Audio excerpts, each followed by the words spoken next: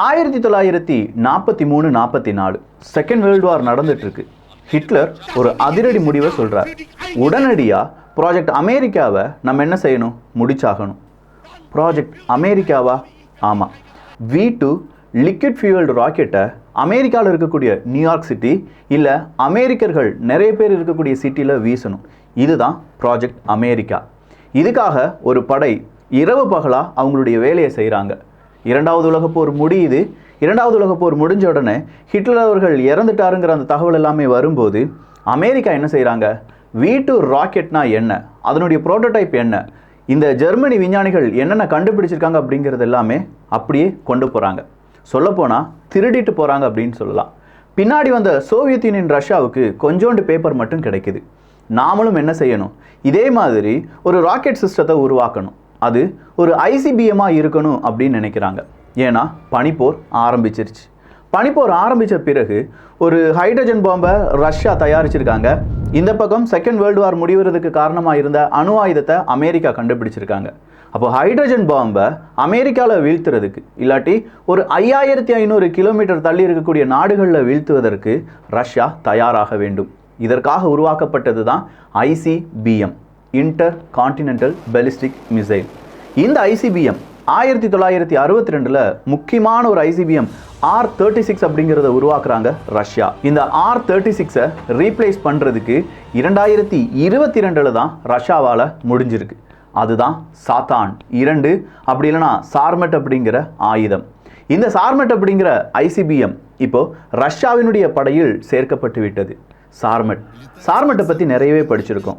ஆனால் ஒரு inter continental ballistics missile அப்படின்னு சொல்லும்போது அதில் மல்டிபிள் வார்ஹெட் இருப்பது நல்லதா, மல்டிபிள் மிசைல்ஸை உருவாக்குவது நல்லதா, சிலோஸ்னா என்ன, எதுக்கு கூடுதலான காசு செலவாகும், இந்த சார்மட்டை ஏன் உலக நாடுகள் பார்த்து பயப்படுறாங்க, இதே மாதிரி பல கேள்விகளுடைய பதிலாகத்தான் இந்த ஒரு பதிவு இருக்க போகுது. அன்பு தமிழஞ்சங்களுக்கு தமிழ் பொக்கிஷத்தின் வணக்கங்கள்.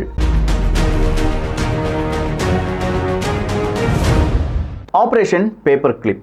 இந்த ஆப்ரேஷன் பேப்பர் கிளிப் வழியாக ஜெர்மனியில் எந்தெந்த சயின்டிஸ்ட் V2 ராக்கெட்லலாம் வேலை பார்த்தாங்களோ அவங்களெல்லாம் அமெரிக்காவுக்கே கொண்டு வராங்க.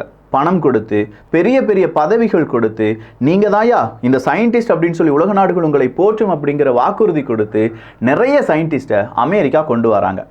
அமெரிக்கா ஒரு புறம் இவங்க இந்த மாதிரி இன்டர் கான்டினென்டல் பாலிஸ்டிக்ஸ் மிசைலை உருவாக்குவதற்கு அந்த V2 ராக்கெட்டினுடைய ப்ரோட்டோடைப்லாம் வச்சு மிகப்பெரிய அளவில் ரிசர்ச் பண்ணிட்டு இருக்கும்போது சோவியத் யூனியன் ரஷ்யாவும் நிகருக்கு நிகராக மிகப்பெரிய அளவில் ICBM உருவாக்கணும் அப்படிங்கிற நிறைய பிரிவுகளை உருவாக்குறாங்க. நிறைய சயின்டிஸ்ட் பல இடங்களில் இருந்து இந்த இன்டர் கான்டினென்டல் பாலிஸ்டிக்ஸ் மிசைலை உருவாக்குவதற்கான முயற்சியில் ஈடுபடும் போது முதல்ல ஜெயிப்பது யார் அப்படின்னு பார்த்தீங்கன்னா சோவியத் யூனியன் ரஷ்யா தான். R-7 அப்படிங்கிற ICBM 1957 மே மாதம் 15ஆம் தேதி முதல் முறையாக டெஸ்ட் பண்ணி பார்க்குறாங்க.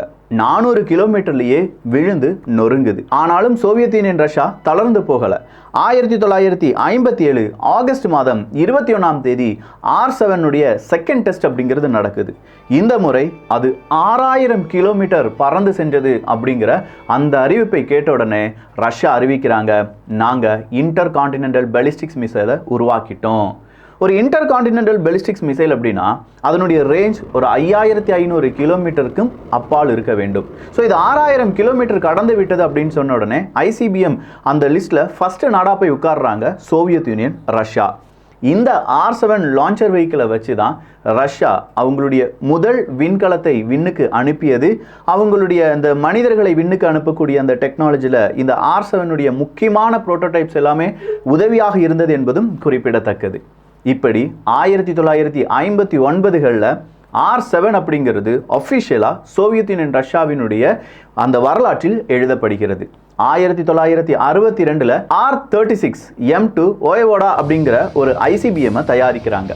இந்த R-36 அப்படிங்கிறது தாங்க இன்றளவும் பல நாடுகள் பயப்படக்கூடிய ஒரு ballistics missile, intercontinental ballistics மிசைலாக இருந்துச்சு. அதை தான் 2021-2022 காலகட்டத்தில் புட்டின் அவர்கள் அறிவிக்கிறாங்க, நியூ ஜெனரேஷன் ICBM நாங்கள் உருவாக்கிட்டோம், கூடிய சீக்கிரமே அது எங்களுடைய படையில் சேர்க்கப்படலாம் அப்படிங்கிற அறிவிப்பை கொடுக்கிறார். இப்படி அவர் அறிவிப்பை கொடுக்கும்போது எல்லாருக்கும் ஒரு பதட்டம். இப்போ வந்து ரஷ்யா உக்ரைன் போர்லாம் தொடங்கல. 2021-22 இந்த காலகட்டத்தில் மிகப்பெரிய ஒரு ஈவெண்ட் நடக்குது.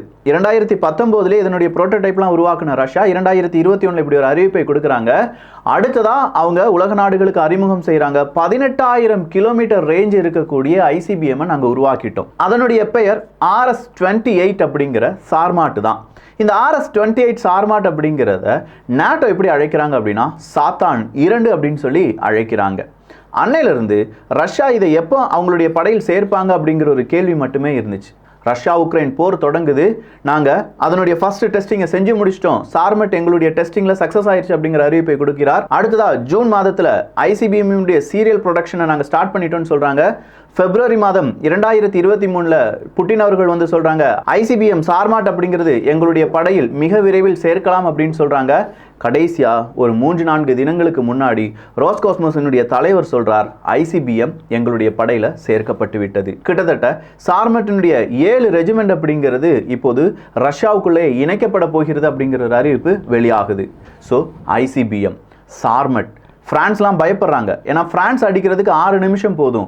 யூரோப்பில் எந்த ரீஜனில் போனாலும் இங்கேருந்து ஒரு 3 நிமிஷத்தில் இந்த சார்மட் அப்படிங்கிறது அந்த யூரோப் முழுவதுமாக அட்டாக் பண்ணுறதுக்கான வாய்ப்பு இருக்குது அப்படின்னு சொல்கிற பல புது அறிவிப்பை கொடுக்கிறார்கள் ரஷ்யா. ஒரு ராக்கெட் சிஸ்டம், அந்த ராக்கெட் சிஸ்டத்தில் நிறைய ஃபியூலை வச்சு ஒரு இடத்துலேருந்து இன்னொரு இடத்துக்கு கிட்டத்தட்ட 5500 கிலோமீட்டருக்கும் தூரம் போகக்கூடிய ஒரு ராக்கெட் சிஸ்டத்தை தான் நம்ம ICBM அப்படின்னு சொல்கிறோன்னு சொன்னோம். ஆனால் இந்த ICBM பொறுத்த வரைக்கும், இந்த சார்மெட்டை பொறுத்த வரைக்கும் மல்டிபிள் வார்ஹெட்டை உள்ளடக்கியது தான் இந்த சார்மெட். மல்டிபிள் வார்ஹெட்னா கிட்டத்தட்ட 15 அணு ஆயுதங்களை ஏந்தி செல்லக்கூடிய வல்லமை படைத்தது சார்மெட். அது என்ன மல்டிபிள் வார்ஹெட், சிங்கிள் வார்ஹெட்? ஒரு மிசைல், இந்த ICBMலாம் சொல்கிறோம் பார்த்தீங்களா, இல்லாட்டி பாலிஸ்டிக்ஸ் மிசைல்னு சொல்கிறோம் பார்த்தீங்களா, இங்கே எந்த இடத்துல காஸ்ட் ரொம்ப கூடுதலாகும் அப்படின்னு கேட்டிங்கன்னா ஒரு மிசைலை உருவாக்குவதற்கு தான் காஸ்ட் கூடுதலாக இருக்கும். அப்படின்னா அந்த மிசைலில் ஒரே ஒரு வார்ஹெட் மட்டும் வைக்கிறோன்னா ஒரு மிசைலுக்கு செலவாக்கக்கூடிய தொகை 50-60%. அடுத்ததாக வார்ஹெட்டுக்கு அந்த ஒரு தொகை அப்படிங்கிறது வெறும் 10-15% தான். இந்த மிசைலை ஒரு இடத்துல சேவ் பண்ணி வைக்கணும் பார்த்தீங்களா, எந்த எதிரிகளும் வந்து அடிச்சிடக்கூடாது அப்படின்னு சொல்லி சிலோஸ், பல பாதாள சுரங்கங்கள், இந்த பாதாள சுரங்கங்களை ஏற்படுத்துவதற்கு மறுபடியும் ஒரு 30-40% அமௌண்ட் அப்படிங்கிறத ஒரு மிசைல் சிஸ்டத்துக்காக ஒதுக்கி வைக்க வேண்டியதாக இருக்கும். ஸோ சிலோஸ் அப்படிங்கிறது கூடுதலான அந்த செலவுகளை எடுக்கும், மிசைல் அப்படிங்கிறதும் கூடுதலான செலவுகளை எடுக்கும். ஆனால் வார்ஹெட் அப்படிங்கிறது அந்த அளவுக்கு செலவுகளை எடுக்காது. ஸோ 1000 மிசைல்ஸை உருவாக்குறதுக்கு பதிலாக 100 மிசைலை உருவாக்குறாங்க ரஷ்யா.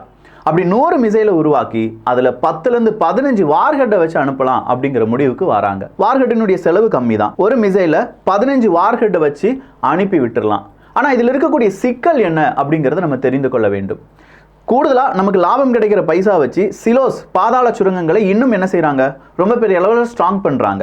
அப்போ எதிரி நாடுகள் இந்த சிலோஸ் மேலே குண்டுகளை பொழிந்தாலும் சரி, சிலோஸுக்கு எந்த விதமான பாதிப்பும் இருக்காது, அதுக்குள்ளே இருக்கக்கூடிய ICBMக்கும் எந்த பாதிப்பும் இருக்காது. இது ரஷ்யாவினுடைய ஒரு ஸ்ட்ராட்டஜியாக இருந்தாலும் அதில் இருக்கக்கூடிய முக்கியமான சிக்கல் இந்த மல்டிபிள் வார்ஹெட் அப்படின்னு சொன்னோம் பார்த்தீங்களா, இந்த மல்டிபிள் வார்ஹெட்டை ஒரு இடத்துல வீசுறதுக்கு கிடையாது. 18,000 கிலோமீட்டர் டிராவல் செய்யக்கூடிய இந்த மிசைல் ஒவ்வொரு இடத்துலையும் அதனுடைய வார்ஹெட்டை வீசி செல்ல வேண்டும். அது ரொம்ப காம்ப்ளெக்ஸான சிஸ்டம் அப்படின்னு சொல்கிறாங்க. இது ஒரு பஸ் சிஸ்டம் அப்படின்னு சொல்லுவாங்க. நம்ம ஒரு பஸ்ஸில் ஏறி உட்காந்துருக்கோம், 40 பயணிகள் இருக்காங்கன்னா 40 பயணிகளும் ஒரு இடத்துல போகிறவங்க கிடையாது. A அப்படிங்கிற ஒரு இடத்துலேருந்து B அப்படிங்கிற இடத்துக்கு ஒரு பஸ் மூவ் ஆகுதுன்னா எல்லா பயணிகளுமே B அப்படிங்கிற இடத்துல போய் இறங்க மாட்டாங்க. சில நபர்கள் ஒரு 5 கிலோமீட்டரில் இறங்கிடுவாங்க, சில நபர்கள் 7 கிலோமீட்டர், சில நபர்கள் 10 கிலோமீட்டர், சில நபர்கள் 100 கிலோமீட்டர். இதே மாதிரி தான் ஒரு பஸ் அப்படிங்கிறது தான் இந்த சார்மட் அப்படிங்கிற மிசைல். அந்த பஸ்ஸுக்குள்ள நிறைய பயணிகள் இருக்காங்க அப்படின்னு சொன்னோம் பார்த்தீங்களா, அவங்க தான் இந்த வார்ஹெட். 15 குட்டி இல்லாட்டி மீடியம் ரேஞ்ச் அணு ஆயுதங்கள் இந்த பஸ்ஸுக்குள்ள இல்லாட்டி இந்த மிசைலுக்குள்ள வைக்கப்படுது. இந்த குட்டி இல்லாட்டி மீடியம் அணு ஆயுதங்களை ஒவ்வொரு இடத்துலையும் வீசணும். அதுவும் இந்த ஒரு வார்ஹெட் அப்படிங்கிறது வீசப்பட்ட பிறகு ஒரு செகண்டுக்கு 7 கிலோமீட்டர்லேருந்து 10 கிலோமீட்டர் ஸ்பீடில் அதனுடைய பயணத்தை மேற்கொள்ளும். கரெக்டாக இலக்குகளை துல்லியமாக தாக்கி அழிக்க வேண்டும். அந்த இலக்கு கொஞ்சம் மாறினாலும் அணு ஆயுதம் வேற எங்கேயாவது போய் விழுந்துடும். அது யாருக்கு நஷ்டமாயிரும்? கண்டிப்பாக ரஷ்யாவுக்கு நஷ்டமாயிரும். ஸோ இவ்வளோ காம்ப்ளெக்ஸாக இருக்கக்கூடிய இந்த சிஸ்டத்தில் அடுத்த பிரச்சனை எங்கேருந்து ஸ்டார்ட் ஆகுது அப்படின்னு பார்த்தீங்கன்னா, இந்த வார்ஹெட்டை கண்டுபிடிக்கக்கூடிய ரேடார்ஸ் அப்படிங்கிறது எங்கே இருக்கும்? எதிரி நாட்டவர்களிடம் இருக்கும். அப்போ இந்த ரேடார்லேருந்து இந்த வார்ஹெட் அப்படிங்கிறது தப்பிக்கணும். ஏன்னா அப்படியே வானத்தில் பறந்து வந்துட்டு இருக்கும்போதே இன்னொரு மிசைலை வச்சு அந்த வார்ஹெட்டை வானத்திலே அழிச்சிடுவாங்க. இதற்காக டீகோய் அப்படிங்கிறதும் பயன்படுத்துவாங்க. டீகோய்னா ஒரு வார்ஹெட் எப்படி அதனுடைய டெம்பரேச்சர் சிக்னேச்சரை வெளிப்படுத்துமோ, எப்படி ஒரு வார்ஹெட் இருக்குமோ, உண்மையான வார்ஹெட் இருக்குமோ அதற்கான போலி. ஆனால் இந்த டீகோயில் மருந்து எதுவுமே இருக்காது. ஒரு வார்ஹெட்டை போலியாக ரேடாரில் காண்பிப்பதற்கான அனைத்து விதங்களையும் செஞ்சு வச்சிருப்பாங்க. அப்போ ஒரு வார்ஹெட் வருதுப்பா, ஒரு மிசைல் இங்கிருந்து அனுப்பிவிடு அப்படின்னு எதிரி நாடுகள் நினைத்தாலும் அந்த வார்ஹெட் உண்மையானது தானா, டீகோய் தானா அப்படிங்கிறத மறுபடியும் யார் கன்ஃபார்ம் பண்ணணும்? எதிரி நாடுகள் கன்ஃபார்ம் பண்ணணும். அதுக்கு முன்னாடியே இந்த வார்ஹெட் அதனுடைய இலக்கை அடைந்து விடும். ஸோ இப்படி ஒரு காம்ப்ளெக்ஸான விஷயம் தான் இந்த ஐசிபிஎம், அதுவும் இந்த மல்டிபிள் வார்ஹெட் இருக்கக்கூடிய ஐசிபிஎம்ஸ் அப்படின்னு சொல்லலாம்.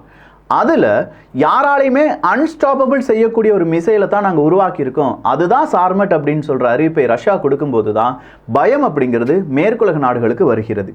இப்போ ஒட்டுமொத்தமாக ரஷ்யா உக்ரைன் போரில் பெரிய ஒரு ட்விஸ்டாக பார்க்கப்படுவது சார்மட் அப்படிங்கிறது ரஷ்யாவினுடைய படையில் சேர்க்கப்பட்டது தான். 1953, 57, 62 இந்த காலகட்டத்திலேயே சோவியத் யூனியன் ரஷ்யா ஐசிபிஎம் உருவாக்குனாலும் 1970களில் சீனாவும் அமெரிக்காவும் என்ன செஞ்சிடறாங்க? ஐசிபிஎம் எல்லாம் உருவாக்கிடுறாங்க. ஸோ இந்த ஐசிபிஎம் அப்படிங்கிற ரேஸ் கொஞ்சம் கொஞ்சமாக இன்க்ரீஸ் ஆகுது. இந்தியாவும் ஐசிபிஎம்ஐ உருவாக்கி இருக்கிறோம் என்பது குறிப்பிடத்தக்கது. இந்த சார்மட்டினுடைய ரேஞ்ச் என்ன அப்படின்னு கேட்டிங்கன்னா 18,000 கிலோமீட்டர். இதனுடைய ஒட்டுமொத்தமான ஸ்பீடு எவ்வளவா இருக்கும் அப்படின்னு கேட்டிங்கன்னா சுமார் 25,500 கிலோமீட்டர் பெர் ஹவர். ஒரு மணி நேரத்துக்கு 25,000 கிலோமீட்டர் இதனால் என்ன செய்ய முடியும்? பறந்து செல்லக்கூடிய வல்லமை படைத்தது தான் சார்மட். இதனுடைய எடை எவ்வளவு இருக்கும் தெரியுமா? தோராயமாக ஒரு 200லேருந்து 220 டன் இருக்கும் அப்படின்னு சொல்கிறாங்க. இந்த 200லேருந்து 220 டன்னில் 170லேருந்து 190 டன் அளவுக்கு ஃபியூவல் மட்டும்தான்.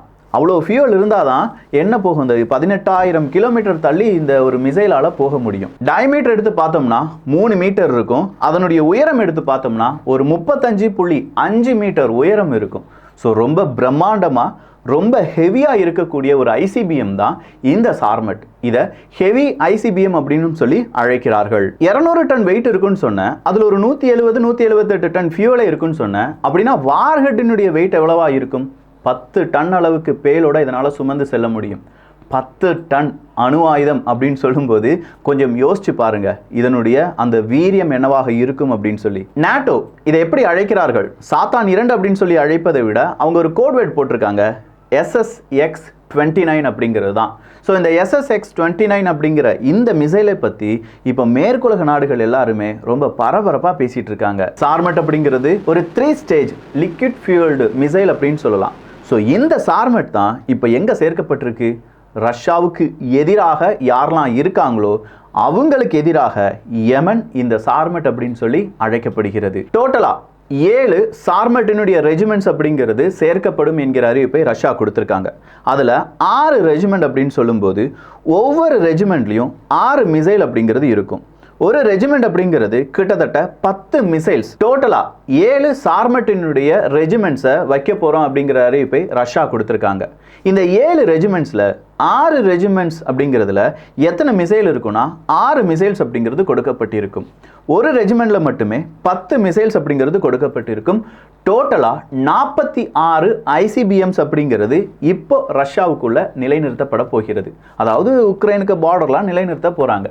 இதனுடைய சீரியல் ப்ரொடக்ஷன் எல்லாமே ரஷ்யா ஸ்டார்ட் பண்ணிட்டாங்க என்பதும் குறிப்பிடத்தக்கது. இதை அஃபிஷியலாக புட்டின் அவர்கள் அறிவித்திருந்தார். சரி விக்கி, இவ்வளோதானா? இதில் வேறு ஏதாவது சூட்சமங்கள் இருக்கா அப்படின்னு பார்த்தா இருக்குது. ரஷ்யாவுக்கு எதிராக பல நாடுகள் பொருளாதார தடையை போட்டிருக்காங்க. அப்படின்னா இந்த ஒரு ஐசிபிஎம் சார்மட் அப்படிங்கிற ஐசிபிஎம் அதனுடைய ரா மெட்டீரியல்ஸ் இல்லாட்டி எக்யூப்மெண்ட்ஸ் இது மேற்குலக நாடுகள் வழியாக கிடைக்கிறது என்றால் ரஷ்யாவால் இதை சீரியலாக ப்ரொடக்ட் பண்ண முடியாது, இதை மாசாக ப்ரொடியூஸ் பண்ண முடியாது. இந்த சார்மட்டை பொறுத்த வரைக்கும் முழுக்க முழுக்க ரஷ்யாவினுடைய எக்யூப்மெண்ட்ஸை இதில் பயன்படுத்தப்பட்டிருப்பதால் ரஷ்யா நினைக்கிற குவான்டிட்டிக்கு இந்த ஐசிபிஎம் அப்படிங்கிறத உருவாக்க முடியும். இதுதான் சார்மட். ஸோ சாத்தான் 2, சார்மட், ஐசிபிஎம்னுடைய வரலாறு, V2 ராக்கெட், ஹிட்லர் இப்படின்னு சொல்கிற ஒரு பெரிய டாப்பிக்கை ரொம்ப ஷார்ட் டைமில் கொஞ்சம் புரிகிற மாதிரி சொல்லியிருக்கேன்னு நம்புகிறேன். உங்களுக்கு புரிஞ்சிருந்துச்சுன்னா நீங்களும் என்ன செய்யலாம்? உங்களுடைய நண்பர்களுக்கு, உறவுகளுக்கு இந்த வீடியோவை அனுப்பலாம். அப்படின்னா இந்தியாட்ட இந்த மிசைல் இல்லையா? இருக்குது. அது என்ன அப்படிங்கிறத அடுத்த பதிவில் பார்க்கலாம். எப்படியெல்லாம் அதனுடைய அடுத்த கட்ட லெவலுக்கு இந்தியா போயிட்டுருக்கு அப்படிங்கிறதையும் நாம் பார்க்க போகிறோம். ஸோ இந்த ஒரு காணொளி நிறைய நண்பர்களுக்கு ரீச் ஆகட்டும். ஷேர் பண்ணுங்கள். நல்லதை ஷேர் பண்ணி நல்ல சமுதாயத்தை உருவாக்குவோம். நன்றி, வணக்கம்.